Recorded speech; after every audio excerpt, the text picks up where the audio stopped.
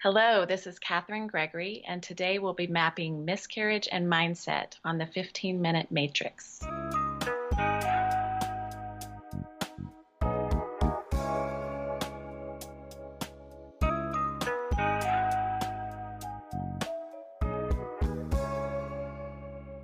Welcome to the 15-Minute Matrix. I'm Andrea Nakayama, functional medicine nutritionist and your host. This is the podcast that brings you bite-sized insights and lessons on how to use the most important tool in functional medicine and functional nutrition.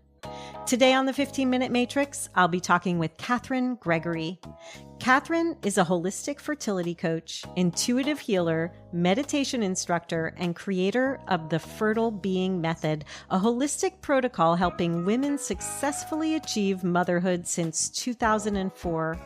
Her clients have naturally overcome a range of conditions to achieve pregnancy success, including repeat miscarriage, blocked tubes, uterine fibroids, and unexplained infertility. In addition to her work with private clients, Catherine enjoys training medical practitioners like you to incorporate the Fertile Being Method into their own practices. Today we'll be talking about miscarriage and mindset, so let's get started.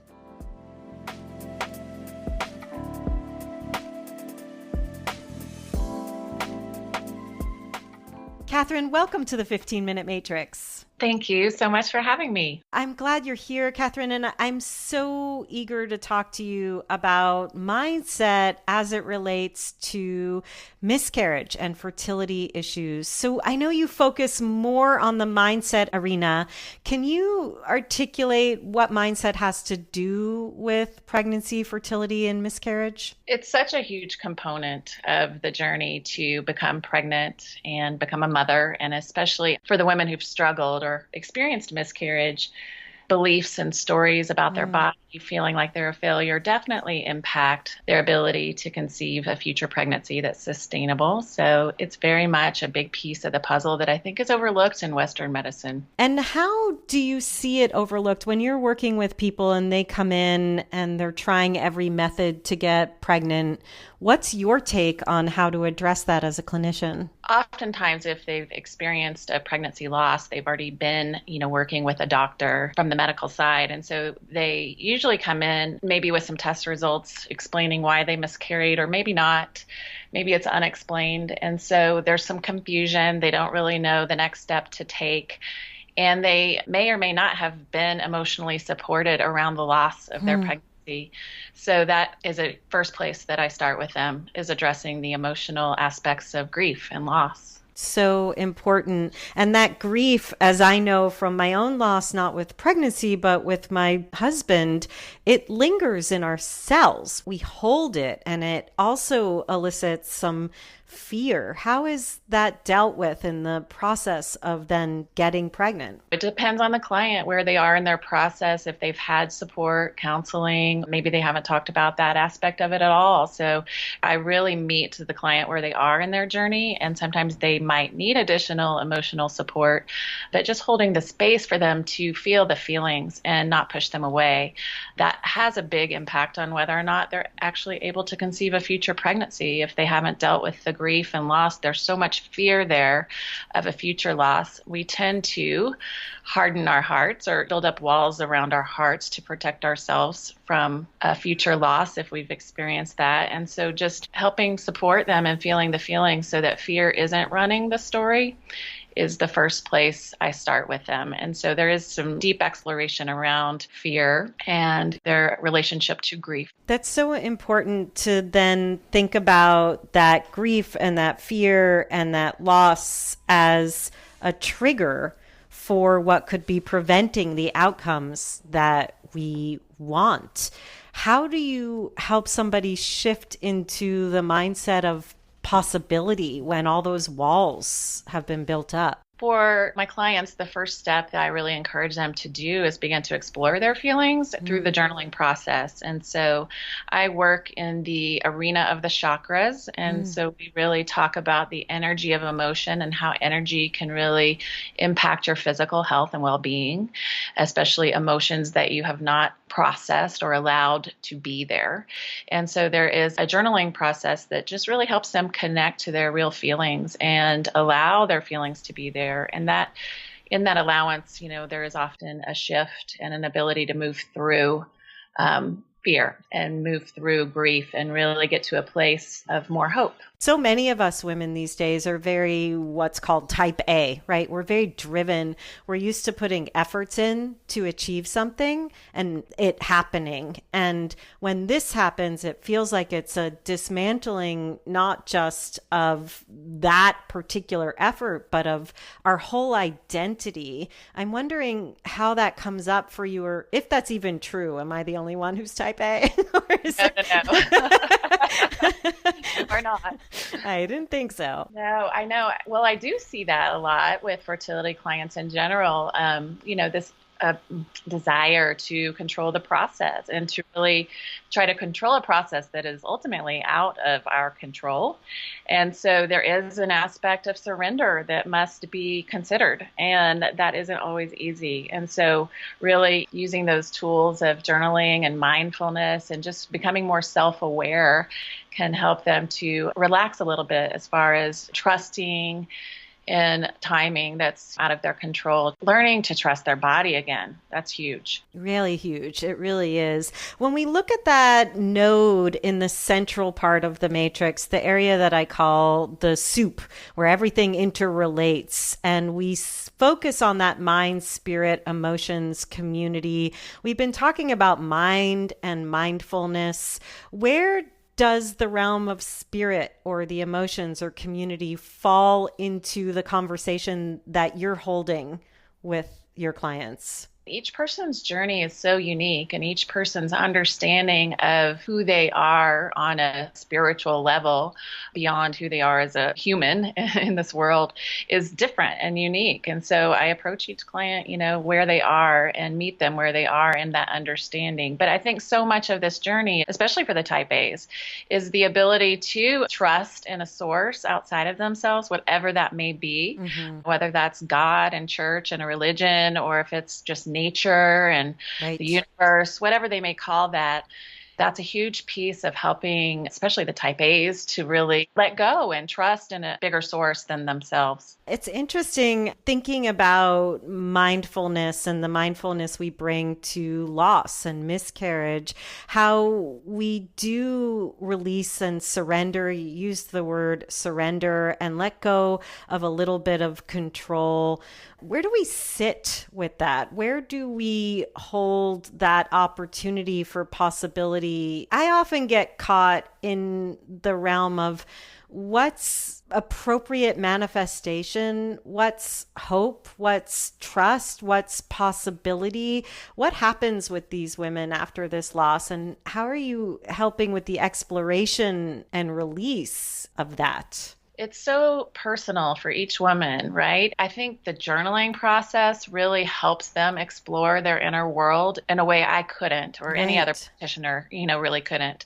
And so it's about empowering them in their inner journey and really helping them explore who they are and how they perceive their world, and really relying on and coming back to sources of support that are bigger than them. I actually just got off a phone call with a client this afternoon who experienced a miscarriage 6 months ago and has really returned back to her faith. And her upbringing was Catholicism and Christian, and she had really kind of rejected that until this experience. And now she's really coming back to it, to rely upon it as just a deeper source of support and strength for her in a time where she felt really lost and confused. So interesting. You mentioned journaling. I'm wondering, for those clinicians listening who may be more kind of scientific in their approach, in addition to making sure that a patient has the right support from someone like you or someone who's helping with the psychological aspect, how do you talk to people about journaling? Do they have resistance ever? What's the conversation around journaling? Yes. certain people do have a lot of resistance around journaling. They think it's much easier to not feel the feelings, but ultimately by not feeling the feelings or exploring what's underneath, we tend to cause ourselves more dis-ease. And that's how I usually phrase that. It seems like it's the easy route to shove it under the carpet or not look at it, but it's really causing us more physical issues in our health and as well as just emotional instability, I would say. Yes. So the feeling of the feelings and the journaling process can actually be opening a door to healing. And so that's usually how I phrase it. I have specific journaling prompts to get them started. And a lot of people say, well, I'm not a writer, and you don't have to be a writer. And so a lot of times just the actual moving of your pen on the paper is an emotional release in and of itself. Just allowing it to move out of the body can really allow space within the body, if that makes sense. It definitely does make sense. I'm thinking both about these shoulds that we have to go into a mindfulness practice, the shoulds of meditation, a should of journaling. Where is that bridge between, oh, I know I should be doing this, and that acceptance of the taking on a new routine or a new habit that ultimately is going to allow for that surrender? That's a great question. Yes, a lot of women going through a fertility struggle with loss, they're told to do so many things, right? There's so many shoulds. Yes. And so that can be stressful in and of itself, the shoulds. And so I really encourage my clients to find what resonates for them and doesn't feel stressful, and to really approach the mindfulness practices or the journaling or the looking within in a way that doesn't overwhelm them. And so sometimes that's just baby steps for particular clients. And each person is different in how they might approach that. But yes, the shoulds are never good. Right.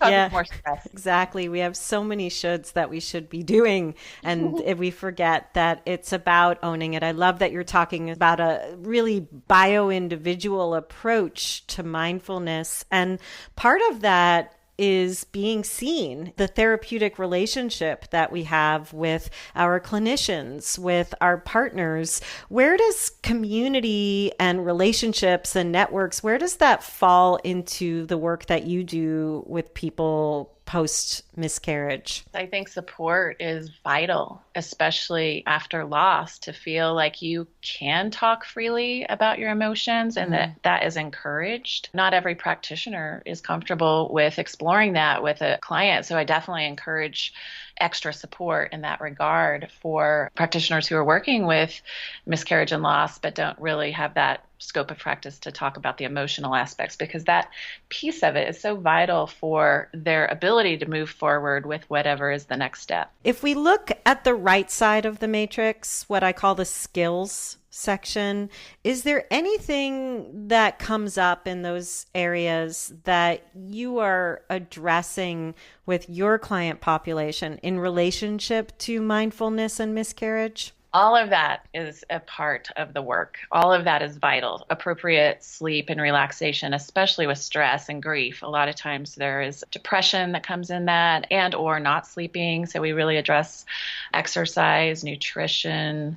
All of that is so important for the stress response in the body and to be able to move forward with the next steps of whatever protocol they may be on to really sustain a healthy future pregnancy.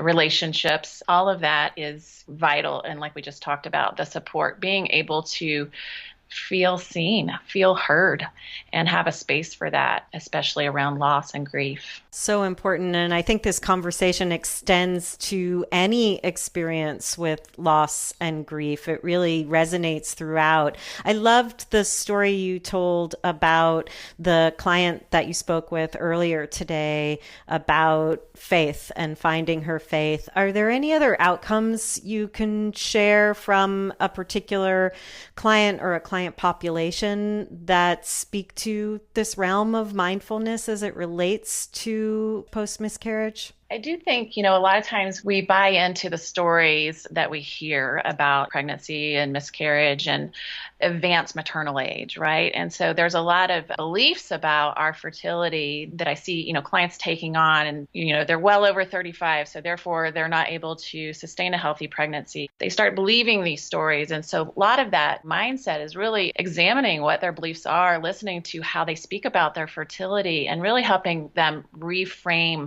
how they see their fertility story and how they talk about their fertility story. And an example comes to mind right away of a 44-year-old client I had, and she was working for many years, 6 years, I think, with doctors, IUI, Clomid, a lot of different ways. And she was 44 by the time she came to see me.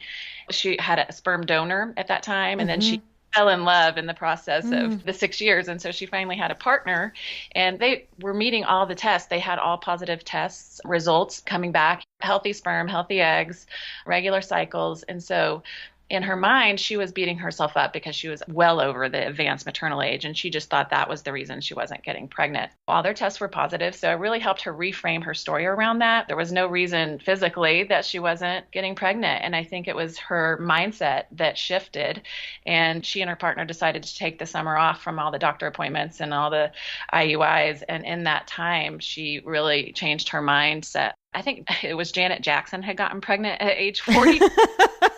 Perfect. And it was a perfect example for her to go, hey, somebody else did it. I can do it too. And then lo and behold, she became pregnant naturally on her own and gave birth last year to her first child at age 45. I love it. What a great success story. And yeah, we do need to change our mindset to yes, I can. Yes, we can do this. And I love that you use the term reframe, one of my favorite words. Catherine, thank you so much for the work you do and for sharing so much with us. I think it's really important, no matter what type of practice that we have, that we bring mindset into the work that we do, especially to achieve results. So thank you so much. Thank you so much for having me.